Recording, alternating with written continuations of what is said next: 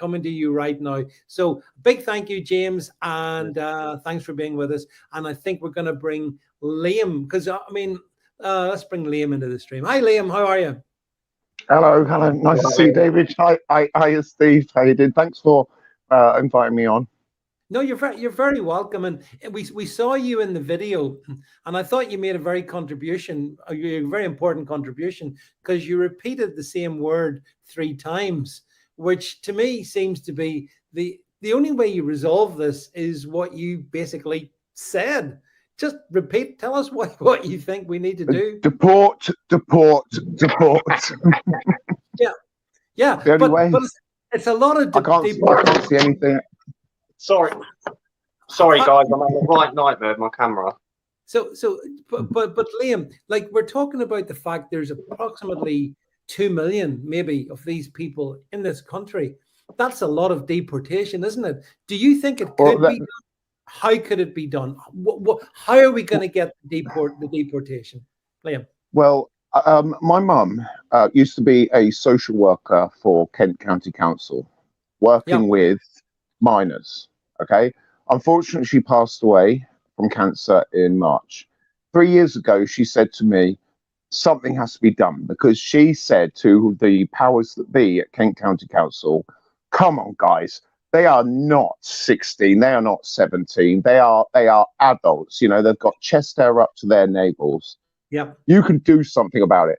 And I went, well, what can I do? She went, you used to be a journalist. You can do something with YouTube. And this was the first time that I met Steve, right? Because we're both Folkestone lads. And so I met up with Steve, and it was just like, okay, here we go. These are all the ramps. Here we go. Look at all these thingies, or everything like that.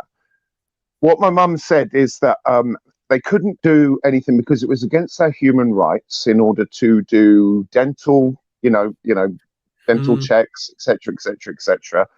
And so what happens is they bend over backwards, the social services, even so much as so that Kent County Council say, oh, we're full up now. Now, unaccompanied minors, they're not. And how many, I think, a couple of days ago, that they abscond.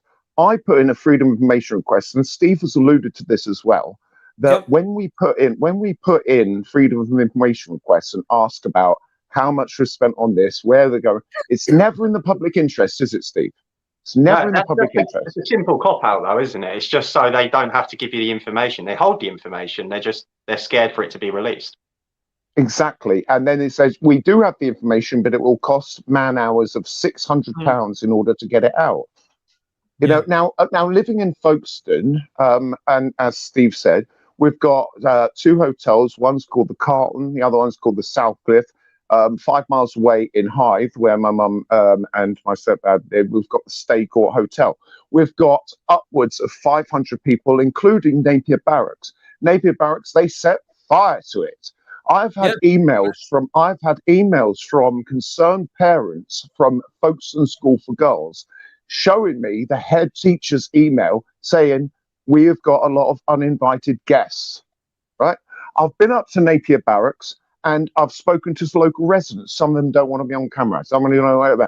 There is hookah pipes. There's empty beer cans. You know, they maraud and they shoplift like you wouldn't believe. I swear to God, all right, living in Folkestone is crazy. And isn't it funny how it's always down in the seaside towns that are a bit down and out? Never in Highbury, never in Islington, never in Kensington or Chelsea, never in any, posh place.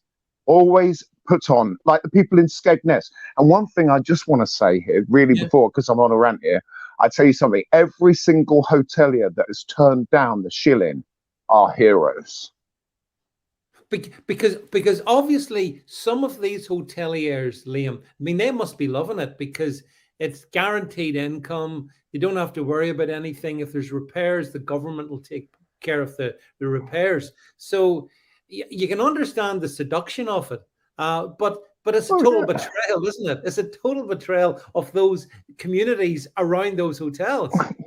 Yeah, it is, but it won't be forgotten. It won't be forgotten. Those who have taken the shilling, they are right. You might get the thing right. Steve, would you be able to just confirm this? What do Serco promise, because I know I've got another couple of messages from people that are being turfed out of their houses by their landlords because what does Serco offer, Steve?